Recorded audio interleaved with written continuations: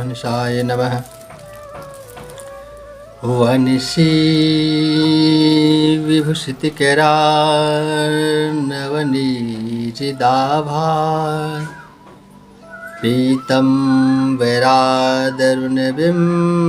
फलाधरोषात् पूर्णेन्दुसुन्दर मुखारविन्दनेत्रात् कृष्णात् परम किमपि तत्त्वहं न जाने। प्रातपर परब्रह्म परमात्मा परमेश्वर भगवान श्री बालकृष्ण एवं श्री राधा रानी की पावन श्री चरणों में हम सब नमन कोटि कोटि प्रणाम निवेदित करते हैं। और आज हम लोग जहाँ से कथा स्टार्ट किए थे उसी बीच आज जो कथा होगी वो हम श्रवण करेंगे। श्री कृष्ण और पांडवों को भीष्म के पास जाना है।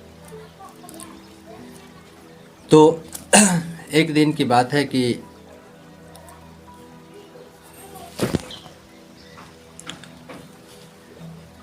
जब भगवान को मैया कुंती ने प्रसन्न किया और सब वापस आए, कुछ दिन बीते। उसके बाद एक दिन देखते हैं कि महाराज युधिष्ठिर एक कच्छ में आँखों से आंसू की धारा बह रहे थे, मन दुखी था, उदास था, अकेले में रो रहे थे। भगवान श्री कृष्ण वहाँ पहुँचते हैं और कहते हैं कि बताओ क्या दिक्कत है, क्यों रो रहे हो। कहते हैं कि कन्हैया आखिर में मैं ये राज्य लेकर क्या किया, जहाँ ना कोई आज से देखने वाले ही नहीं है कि अगर मैं राजा हूँ तो उसे देखने वाले कोई नहीं है। कितने को विधवा बना पड़ा मेरे लिए, मेरे राज्य के लिए मैं राजा बना। उससे पहले कितने लोगों ने प्राण त्याग दी। कुछ अच्छे लोग होते हैं ना जो बुरे लोग की भी पछतावा करते हैं। कन्हैया ने सोचा अगर मैं इसे मनाऊं, अगर मैं इसे समझाऊं, उपदेश दूं तो ये नहीं समझेंगे, क्योंकि बड़े जो होते हैं, कृष्ण कन्हैया कैसे हैं, छोटे हैं, युधिष्ठिर बड़े हैं। तो कन्हैया ने सोचा आखिर में इसे मैं उपदेश दूं तो पता नहीं ये लेगा या नहीं लेगा, लेकिन इसे हमसे बड़ा अगर कोई उपदेश दे जानकार लोग तो इसे ले सकते। आज कन्हैया ने पांचों भाई को लेकर उस युद्ध भूमि में लेकर पहुंचते हैं जहां भीष्म पितामह बाणों की सैया पर सोए हुए हैं और भगवान श्री कृष्ण का इंतजार कर रहे हैं। पांचों भाई को लेकर चलते हैं। कितना सुंदर झांकी है। कृष्ण जी बीच में मध्य में हैं, आगे युधिष्ठिर और भीमराज हैं, पीछे से अर्जुन है, लेफ्ट और राइट में, दाएं बाएं नकुल और सहदेव चल रहे हैं, मध्य में कृष्ण जी हमारे चल रहे हैं। सुंदर झांकी है। जाके पहुंचते हैं, सभी प्रणाम करते हैं और कहते हैं कि भीष्म पितामह को एक एक करके प्रणाम करते हैं, शुभ आशीर्वाद लेते हैं। सभी को आशीर्वाद देते हुए उनकी आंखें भगवान श्री कृष्ण को ढूंढ रहे थे। अर्जुन गया, अर्जुन ने भी प्रणाम किया। अर्जुन से कहते हैं कि अर्जुन तुम्हारा कृष्ण कौन है। अर्जुन कहते हैं कि हमारे तो सारथी है। युधिष्ठिर पूछते हैं कि वो तुम्हारा कौन है। वो कहते हैं वो हमारे मंत्री है। भीम से पूछते, कहते हैं हमारे भैया है, हमारे ममेरा का भाई है। सभी लोग अलग अलग जवाब देते हैं और आखिर भीष्म पितामह कहते हैं कि तुम सब जानते हो है कौन। और अर्जुन से कहते हैं कि तुम धन्य हो अर्जुन, तुम तो कभी उसे अपना मित्र बना लेते हो, कभी सारथी बनाकर रथ भी हाँकवा लेते हो, कभी उनके बहन से विवाह कर कर साला और बहनोई का रिश्ते भी बना लेते हो। अगर भगवान से एक रिश्ता हो जाए, किसी का एक भी रिश्ता हो जाए तो उसका जीवन धन्य हो जाता है। और तुम्हारा तो न जाने कितने रिश्ते हैं उनसे, तुम्हारा तो जीवन ही धन्य है। सभी से पूछते हैं कि वस्तुतः तुम जानते हो कि ये कन्हैया कौन है। और भीष्म महाराज कहते हैं कि ए सभी भगवान सछाद दयो नारायणम पुनाम।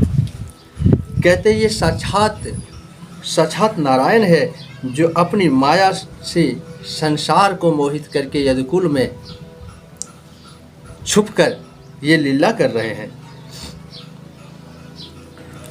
और पितामह कहते हैं कि आखिर में आज वो तुम्हारा कन्हैया कहाँ है, क्या वो नहीं आए तुम्हारे साथ?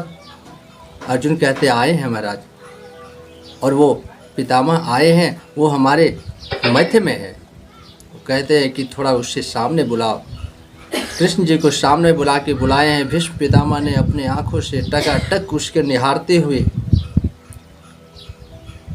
मन में बसाते हैं और एक बात कह देते हैं कि हे कन्हैया, हे प्रभु, इस मधुर मुस्कान और लाल नेत्रों से सुशोभित मुख कमल वाले, जब तक मैं अपने शरीर को छोड़ न दूं, जब तक मैं अपने शरीर का, अपने प्राण को त्याग न कर दूं, तब तक आप मेरी प्रतीक्षा करें। अब भगवान तो फंस गए, क्योंकि भीष्म पितामह को इच्छा मृत्यु का वरदान है और वो कहते जब तक मैं अपनी प्राणों को न त्याग दूं, तब तक आप हमारे सामने प्रत्यक्ष चतुर्भुज रूप में मेरे सामने मधुर मुस्कान दिखाते हुए खड़ा रहिए। और भगवान के तो मुँह ही लटक गए, क्योंकि सोचे कि पता नहीं कब मरेगा नहीं मरेगा, इच्छा मृत्यु की वरदान है। तो बोले ऐसे काम नहीं चलेगा, आप थोड़ा सच्चौनी मुस्कान दीजिए महाराज। भगवान जी थोड़े से मुस्कान देना पड़ा और मुस्कुराते हुए सामने खड़ा होते हैं। सदेव देवो भगवान पश्चितताम कलेवरम यादिदम हिनोम्यहम प्रसन्नहासारुल्लोचनोल्साय मुखाभुजं ध्यान चतुर्भुजम। कहते हैं कि मुस्कुराते हुए चतुर्भुज रूप में हमारे सामने आप ऐसे ही खड़े रहे। एक तो भक्त है, भक्त की बातों को भगवान टाल भी नहीं सकते हैं। भगवान खड़े हो जाते हैं और भगवान को निहारते हुए युधिष्ठिर को दान धर्म, राज धर्म, मोक्ष धर्म, विभाग धर्म, स्त्री धर्म और भगवत धर्म का संक्षेप और विस्तार पूर्वक उपदेश देते हैं। दान धर्म, राज धर्म, मोक्ष धर्म, स्त्री धर्म और भगवत धर्म का उपदेश देते हैं। लेकिन वो देखते हैं कन्हैया को और सारे उपदेश को देते हैं।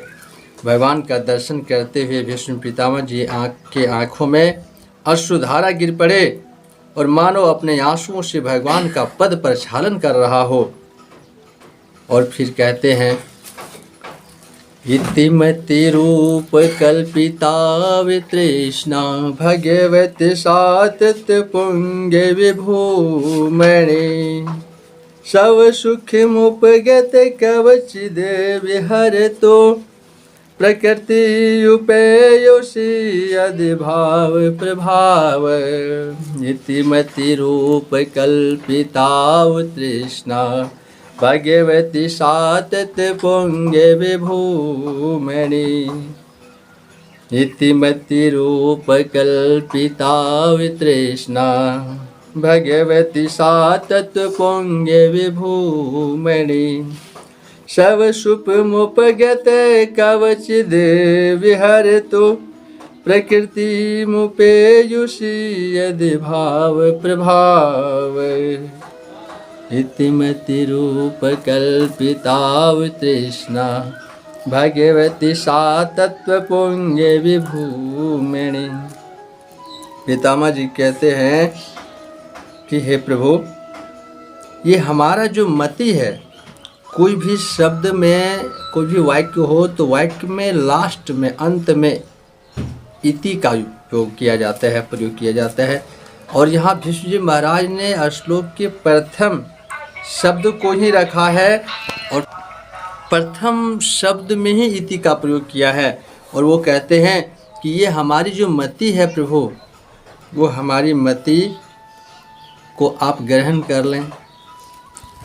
कहते हैं कि आखिर में कहने का मतलब हम तो समझते हैं कि भीष्म पितामह कह रहे हैं कि प्रभु हमारी एक बेटी है और मैं अंतिम समय इसे आपके चरणों में समर्पित करना चाहता हूँ। भगवान कृष्ण कहते हैं कि वाह बड़े छुपारिश तुम निकले, आज तक तो सुना था आपने विवाह ना करने की प्रतिज्ञा की है और आपकी बेटी कहाँ से हो गई। भीष्म कहते हैं कि ये हमारी जो मति है, जो हमारी बुद्धि है, वही हमारी बेटी है और इन्हें मैं आपके चरणों में समर्पित करता हूँ।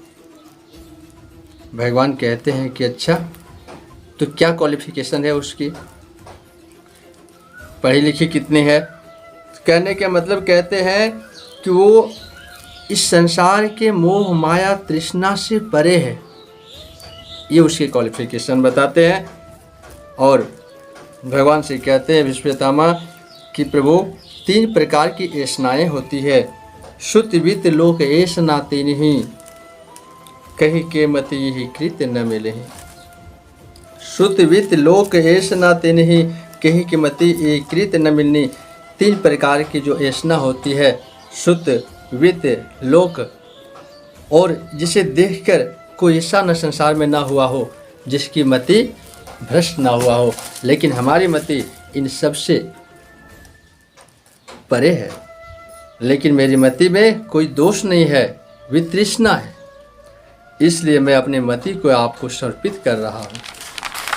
और कहते हैं कि हे वासुदेव, मैं वो अदृश्य जीवन में कभी नहीं भूल सकूँगा कि आप मेरी प्रतिज्ञा को पूरा करने के लिए अपने प्रतिज्ञा को ही भूल गए। वासुदेव बोले, कहते हैं कि मैंने भी कसम खाया था जो आपने कहा था कि मैं युद्ध में अस्त्र नहीं उठाऊंगा, तो मैंने भी कसम खाया था कि वासुदेव गर चक्र न धरे, तुमको मुख न दिखाऊं, लाजते है मेरी गंगा जननी, शांतनि सूत न कहाऊं। यह तो आपको याद ही होगा प्रभु कि मेरी प्रतिज्ञा थी कि आपको शस्त्र में धरा के ही छोड़ूंगा, और आपकी प्रतिज्ञा थी कि मैं युद्ध में शस्त्र ग्रहण नहीं करूंगा।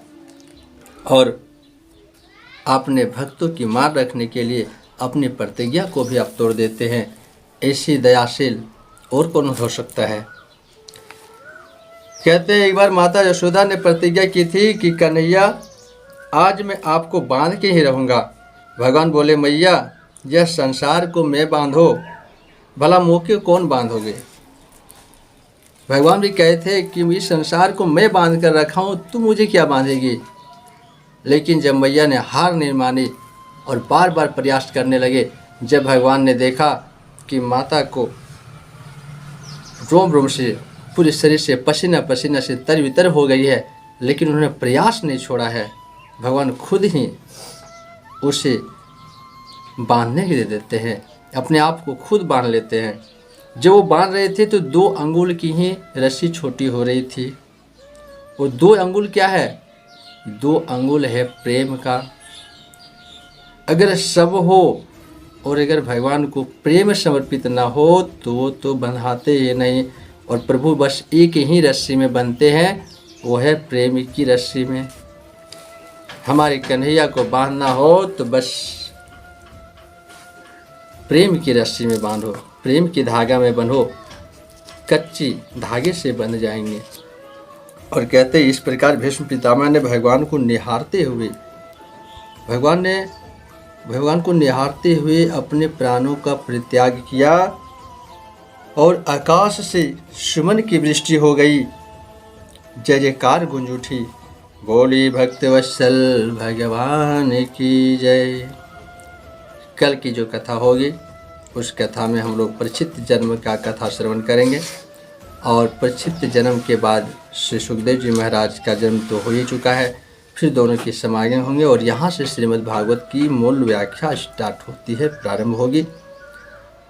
आप यदि चैनल को सब्सक्राइब नहीं किए हैं तो चैनल को सब्सक्राइब कर लें और ऑल में क्लियर कर लें, ताकि आपको प्रत्येक वीडियो मिल पाए, जिससे आप श्रवण करके पुण्य के भागीदारी बनेंगे, ज्ञान अर्जित करेंगे, प्रभु भगवान को जान पाएंगे। मनुष्य का पहला जो है धर्म है प्रभु को जानना, और इसे वेदों, शास्त्रों, पुराणों में ही उसकी व्याख्या है, जिससे द्वारा हम प्रभु को जान सकते हैं। यदि आप यहाँ श्रीमद् भागवत श्रवण करके सीखना चाहते हैं तो भी आप चैनल को सब्सक्राइब अवश्य करेंगे, क्योंकि यहाँ आपको हम नोट्स भी प्रोवाइड करेंगे।